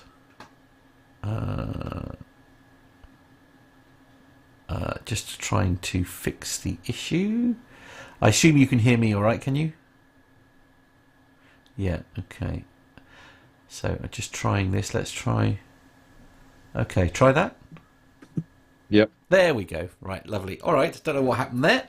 Okay, that's all good. That was really weird. The stream just suddenly froze at my end. Did it? Yeah. Oh, okay. Not sure how far the story you got. Oh, I thought it was my end, and I took it off Wi-Fi.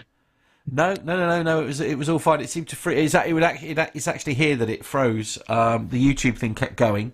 Yeah, YouTube seemed to be okay. So I'm going to pick it up from. So I'll just pick up where I left off, essentially, which was. Travellers leaving the New Zealand city of Dunedin have been told that there's now a 3-minute time limit on goodbye hugs in the airport drop-off area, intended to prevent lingering couples from causing traffic jams. Outside the terminal, signs read max hug time 3 minutes, adding that those seeking fonder farewells should head to the airport's car park instead, where they'll be given a generous 15 minutes to say goodbye to their loved ones. As the signboards went viral, CNN included in its weekly travel letter under the headline "Catch flights, not feelings." The New York Post went with the inhumane angle. Wow. While the Times of India said that the quirky rule had sparked lively debate online. I mean, the one thing I would say here in the UK is you've got the drop-off zone there. You have 7 minutes to drop off the person that you want. Otherwise, you get fined. Yeah, but you have to pay for it. You do, absolutely. So there is no lingering around, because once your 7 minutes are up, they then charge you something ridiculous like £35 in order to leave the area. So, I mean, that's one way of doing it, is just charge them to do the drop-off. That'll speed it up no end. It does make me laugh. At the end of the story, the CEO of the airport apparently assured passengers that they don't need to worry unduly about enforcement, and that we do not have hug police. Well, So I'm just imagining this. Excuse me, sir and madam. I Yes. think you will find that you have actually exceeded You've your 3 exceeded minutes. your 3 and, minutes, I'm going to have absolutely. to issue you with this paperwork. what was fascinating, actually, slightly off topic, really, is that they carried out an experiment. There's a radio station here in the UK called Capital FM. Jordan North and Chris Stark basically did a 3-minute hug, and it was quite possibly the most awkward thing I've ever watched in my entire life. It, I mean, 3 minutes is a long time for. I mean, I love a hug, but even after about a minute, it's like, yeah, enough now. That's a long time. That's a long time. Even a minute is a long time for a hug. So it says in the article that apparently 20 seconds is long enough to release the well-being boosting hormones called oxytocin and serotonin. And that anything longer was really awkward. Yes, yeah, no, I agree with that. Yes, yeah. So there we go. I feel like we should just move past this story. Yes, okay, fair enough. Yeah. We'll be terribly British about it. Absolutely. Yeah. Won't catch any of us hugging for more than 3 minutes. Oh no. 20 seconds is a long time. It is a long time. Yeah, definitely, especially for Brits. Oh my goodness. Physical contact for that long? Goodness me, no. Gosh. The thing's in my mind. Let's move. Yeah. Okay, quick. Yeah, abort. We'll move on then, shall we? The next thing that we have in our... Speaking of wives, the retro... It's the retro airline ad of the week. Indeed, absolutely. The details on it this time round. This week we head back to the roaring 60s, where United encouraged you to take your wife along with you because life back then was duty. Can't you take me along? But honey, it's business.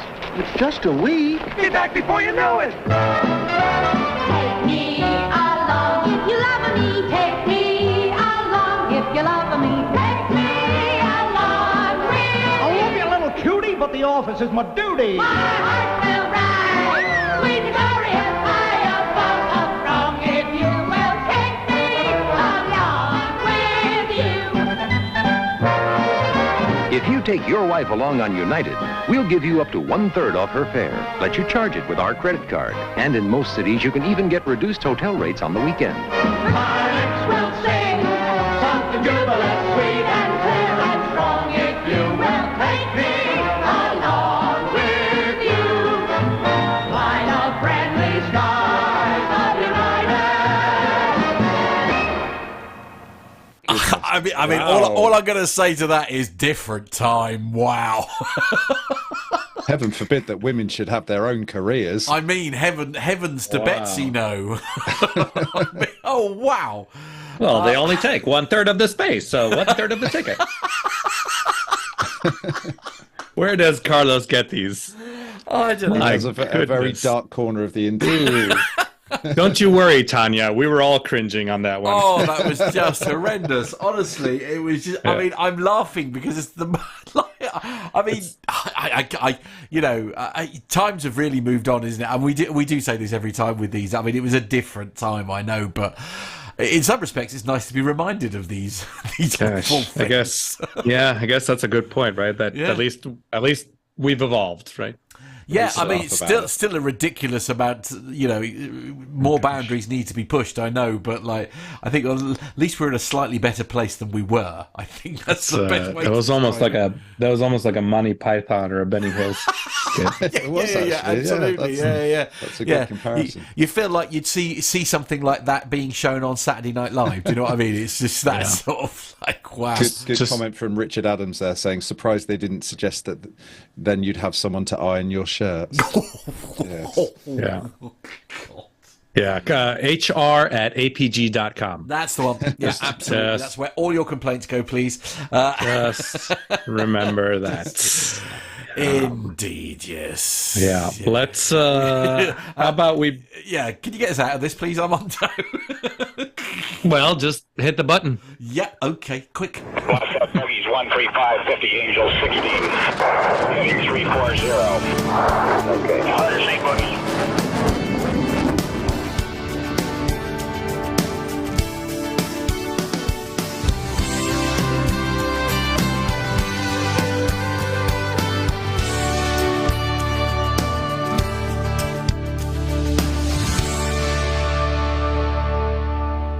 Well, the first military story, this is a bit of a long time since I've done this, from flightglobal.com. The U.S. Navy has revealed the formal designation for its new command and control aircraft capable of launching the service's nuclear arsenal.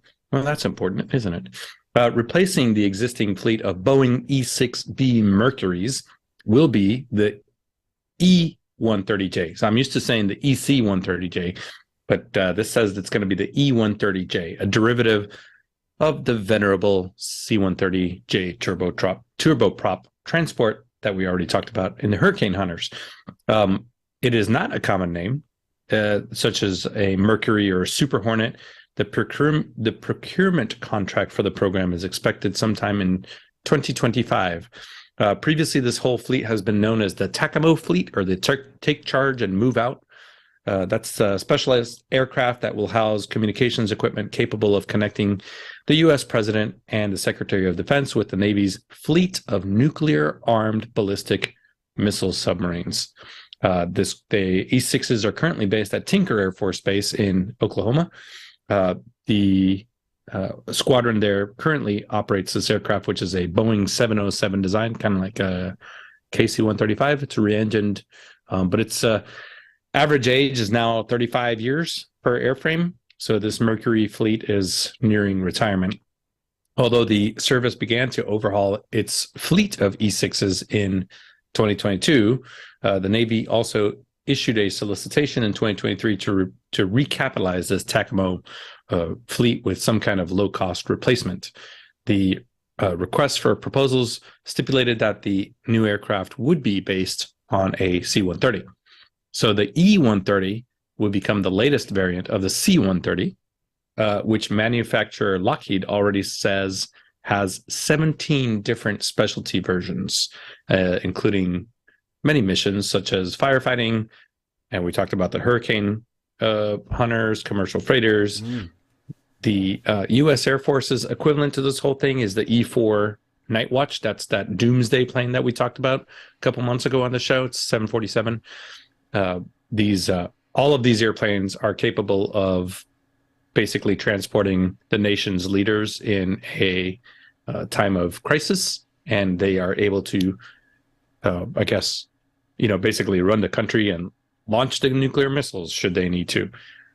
I believe publicly, at least, the last time this was used was during 9/11 when President Bush was flying Air Force One from Florida to Barksdale Air Force Base in Louisiana, and there he transferred over to the E-4B, so one 747 to another 747, for just a more militarily capable derivative of that 74. At least publicly, that's the last time that the president flew on either the Doomsday plane or an E-6B Mercury.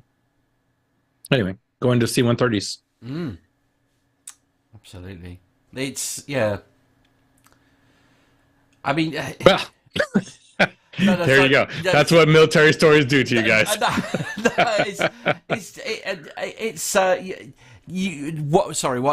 My brain froze. I'm sorry, I'm having a bit of a funny evening on that. But you said you're so used to saying the EC. I mean, what's the advantage? I mean, obviously there are similarities, presumably, or are they in no way? That's the same airplane. Is this right? Okay. It's literally the same airplane. Right.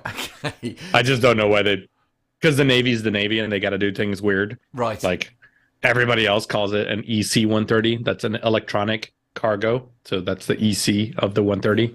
And then the J is just the model of it.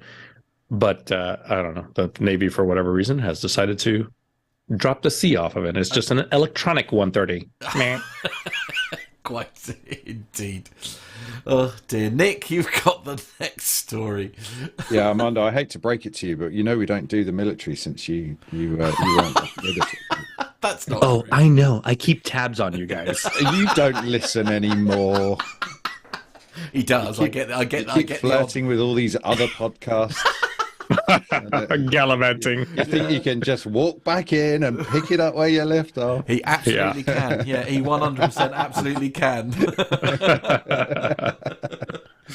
Oh dear. All right, so story number 2. This one is from spacenews.com, and Northrop Grumman unveils flying data center for military intelligence. So defense contractor Northrop Grumman has demonstrated new technology that turns aircraft into a flying data center, processing real-time intelligence from satellites and drones to aid military operations.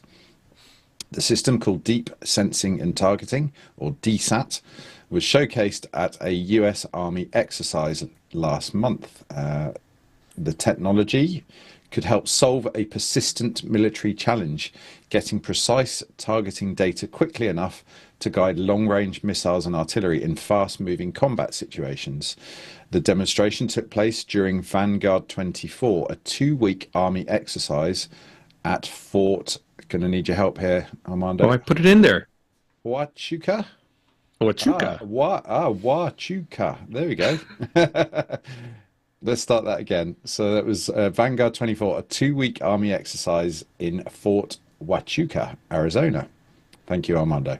Designed to test advanced military sensors and surveillance systems. The DSAT system showed it could process multiple types of intelligence data aboard a commercial aircraft, drawing information from both commercial and military satellites. The setup uses tactical radios to communicate with forces both within and beyond the direct line of sight.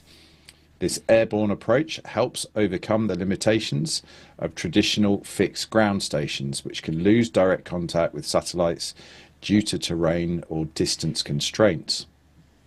The Army is already investing in ground-based intelligence systems, including the Titan, which is Tactical Intelligence Targeting Access Node, and that's a station that's made by Palantir Technologies. Swift said Northrop Grumman's airborne system builds on earlier Titan prototype that the company developed in 2022. This development comes as the Army modernizes its intelligence capabilities. In a separate $1 billion program, the defense contractor Sierra Nevada Corp recently won a contract to build the Hades High Accuracy Detection and Exploitation System, a specialized intelligence aircraft. That award is currently being challenged by the competitor L3 Harris Technologies. Yeah.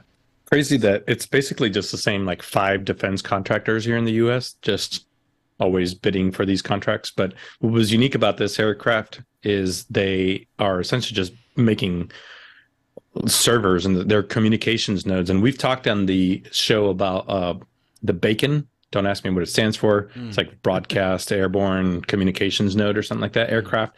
That was based on a Challenger aircraft.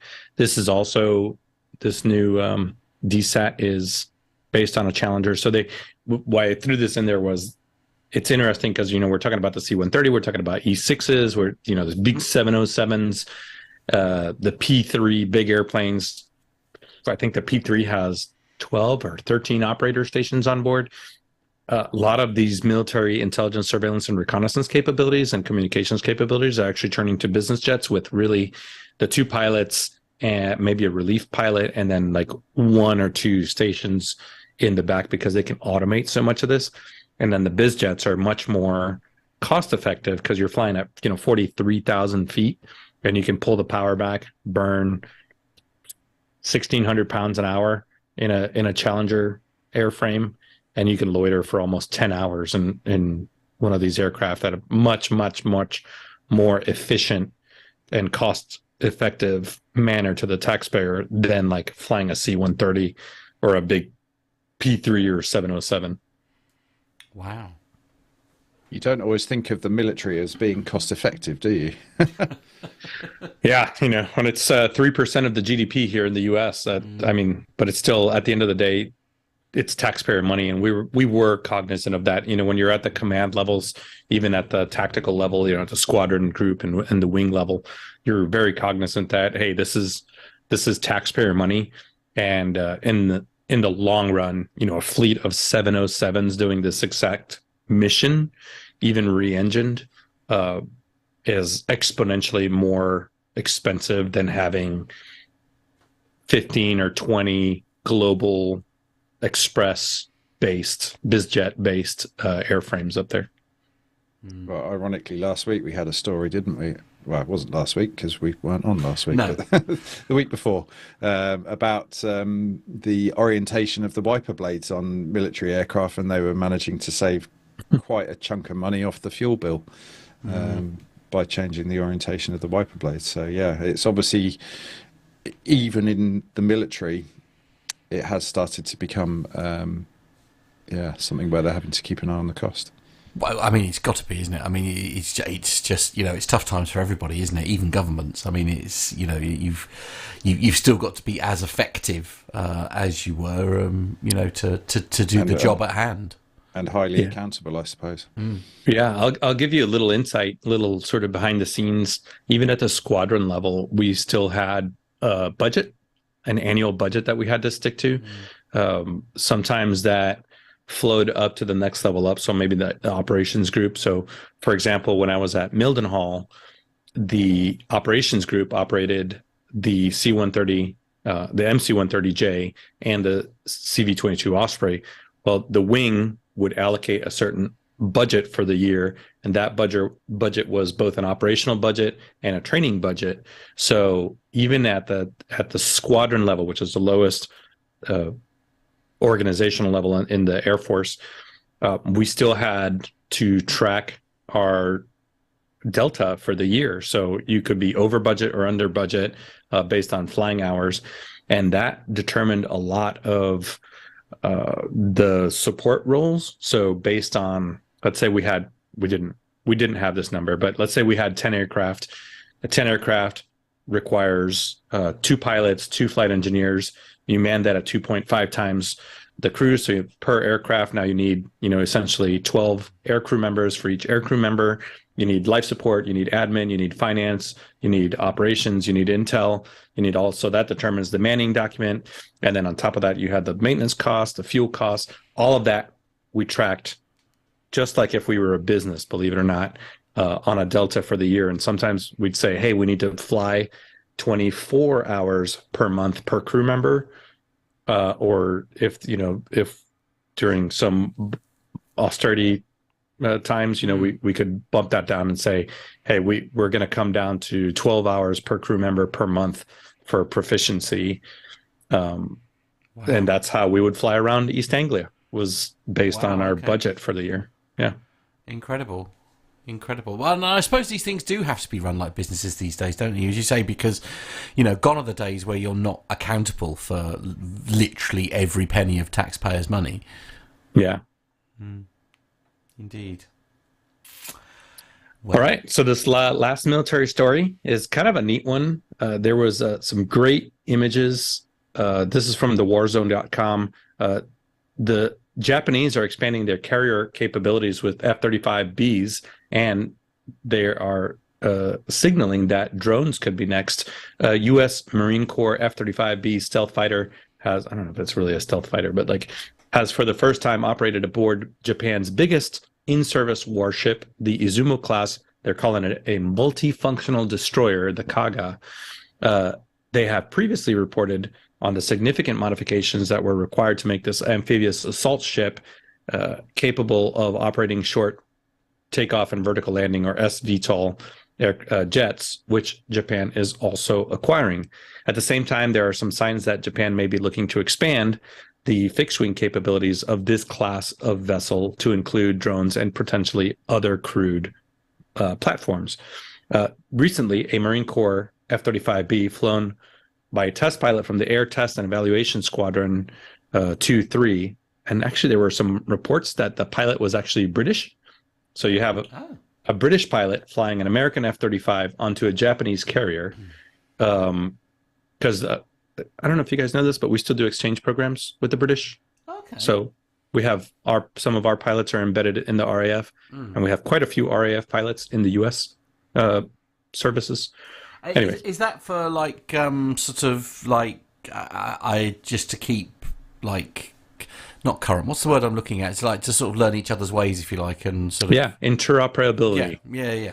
Yeah, but it's we don't do it with a whole lot of countries, but the U.S. and the U.K. are so close, especially on tactics, that you guys designate some RAF and some Royal Navy pilots to come over and basically be well versed in our techniques and procedures, and then you take that back to the UK, and likewise we send pilots over there to learn your TTPs to bring that back, and then in the highly likely event that we find ourselves in a conflict together, we're able to shake hands. Love that. Anyway, so this Japanese ship, for the first time, like the Japanese haven't had a fixed wing aircraft flying off of an aircraft carrier since World War II. So this is still, they're not calling it an aircraft carrier. It's a multifunctional destroyer, but it certainly looks like an aircraft carrier because they flattened out the deck. They made all kinds of modifications to it. They put some like phalanx 20 millimeter Gatling guns on there. They strengthened the hull. Basically, they made an aircraft carrier. They're just not calling it that. And they are looking at potentially F-35Bs, which the Japanese are getting. The Japanese already operate the MV-22 Osprey, and they released some artist renderings of some Gambit 5 drones. So a little bit of unmanned Navy firepower there, or air power. What's significant about this is, the Japanese have not had this since World War II. And there was this really, really poignant, awesome image as they were bringing this ship from Japan to San Diego. They stopped at Pearl Harbor. And it was really, really emotional. Some really great social media of a Japanese aircraft carrier sailing into Pearl Harbor. So you can imagine all the emotions associated with that. Yeah, absolutely. Any reason why they're going out of their way to avoid calling it an aircraft carrier? Is there some stigma associated with that title? I'm not sure. It's a great question. If it looks like a duck and walks like a duck, yeah, it must be a goose. It must be a goose, apparently. Yeah. Yeah. Oh dear. Love it. And that's it. That's where we bring the military to a close. It's been good to have you reading the stories, Armando. It's somebody who actually knows what they're talking about. For a change. Come on. I love listening to you guys. You guys know what you're talking about. You guys know more about some niches in aviation than I would ever pretend to know. I wouldn't go that far. But Nick, we're going to start wrapping up because we're sort of reaching the end there. Obviously, we're always in need of feedback. How can they get in touch with us? Yes, so let's have a little look. So the usual social medias of Facebook, Twitter. Are we on X? Well, we are on X. Yes. Okay. We are on X. Yes. And Instagram. I don't know if we monitor it. No, we do. So search social media for Plain Talking UK, or you can email us. Now, I have been banging on about this a little bit over the last couple of months. So send us an email, podcast@plaintalkinguk.com. Send us stories, send us videos, send us audio recordings that you do on your phone. Send us photographs. Ideally, they would be photographs related to aviation. Right. Good old. Just to clarify. But yeah, look, if you write into us, we will probably put it on the show. So yeah, get in touch, because it's, the reason we do this is because of our lovely listeners. So get yourselves on the show and write into us. Absolutely. If you want to find out more about us, take yourself to our website, by the way, www.plaintalkinguk.com. A new website is coming over the Christmas period. That will be my little hobby for over the Christmas period, because I have nothing else to do, obviously. So we're going to get a new and improved website. Mugs are available from there as well. Armando's very special military mug is still available to purchase from there, and he quite often has his cup of Joe out of it, don't you, sir? I don't know if it's Joe, but okay, right. Filled with some other filled with some beverage. It is some beverage made in the Islands of Scotland. Lovely. Okay, an excellent choice, sir. Yeah, absolutely. Loads of other details as well. As I say, we're going to be updating all the biogs and things to also include our new member of the team, of course, Andy. So, watch out for a new website coming around about Christmas time. But that is pretty much all we have time for this evening. Thank you very much to everyone who's joined us. Nick, what have you got on your agenda for this week? Well, as it's going to be half term here in the UK, my son's going to be coming and staying with me for a few days. So lovely. We're going to get the old mountain bikes out and go and get muddy. Which probably won't be too difficult given the amount of rain that we've had lately. No, indeed. What's the forecast for half-term week? Have you had a look? Probably rain. Right. I mean, it's just standard at the moment. Without looking, we'll assume that it's... Indeed, yes. Indeed. We have reached monsoon season here. So. Indeed, absolutely. Armando, it's been so wonderful to have you with us this evening. Obviously, back to the bizarre world to which you now frequent. What's on your agenda for next week?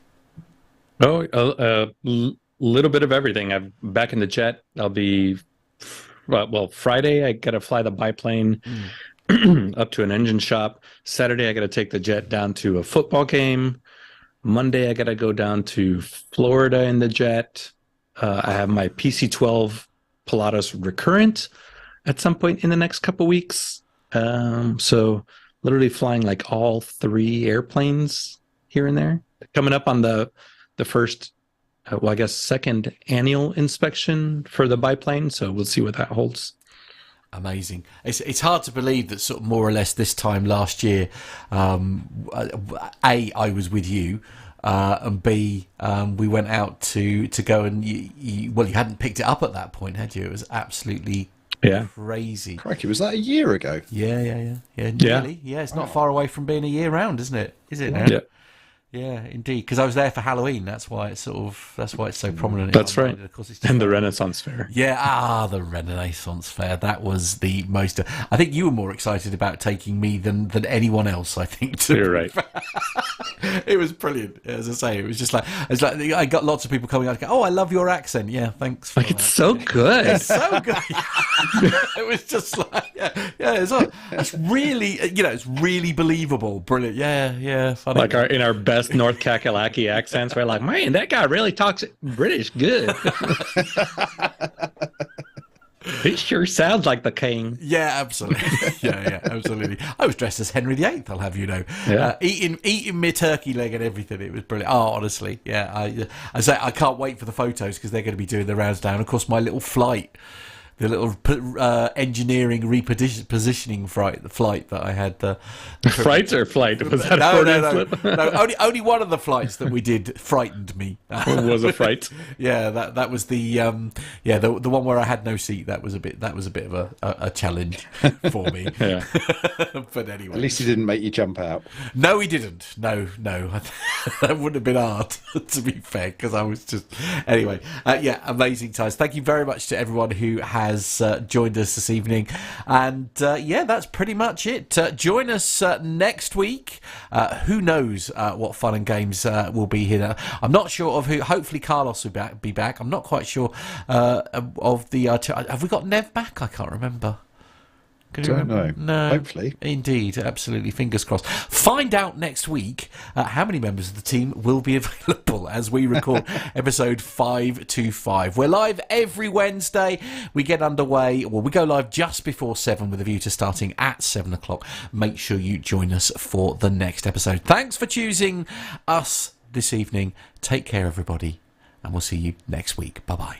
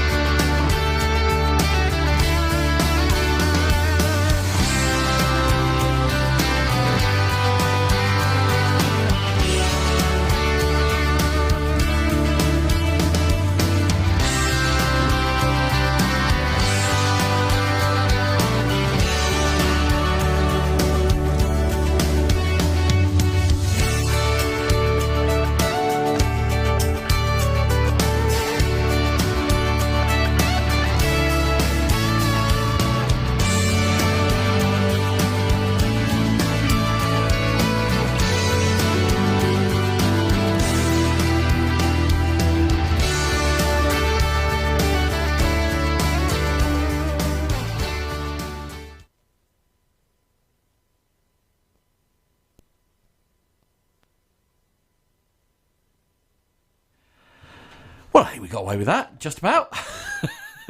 We should mention a couple of people, Captain Cruise and Dirk Essen, mentioned about the WhatsApp number. Yes, we need to. That they've tried sending stuff in to the show, but obviously they haven't been able to. We have a problem with the WhatsApp number, which I'm still yet to X-rate. It's lovely, which I have yet to solve. It's a complicated thing to do with a router that's not where it should be at the moment, which is where the SIM card is, and it's all very complicated. And I am trying to resolve. I'm trying desperately to get that number back. In order to then sort of like reattach it, because basically Carlos changed his phone and then we lost connectivity to it, basically, because that's essentially what happened. That's the long and the short of it. So yeah, I will endeavour to get it back in some way. But yes, all part of the fun. Oh, it's nice to be back. I had some new names in the chat room that I hadn't seen before in the couple months since I've been off. Nice. Yeah. Good to see. Absolutely, indeed. So yes, as I say, hopefully we'll have sort of Carlos will almost certainly be back next week, and hopefully a few others are there. Armando, big thanks from all of us for stepping in. I know you're an insanely busy man, so to give up a couple of hours on a rare moment where you've got some time off is hugely appreciated. Thank you so very much. You're very welcome, sir. Nick, same time next week? Yeah, why not? Sure. All right. As we don't get to see Armando very often, let's leave the final words with him. All right. Well, it's always good to see all y'all's faces. See you next time.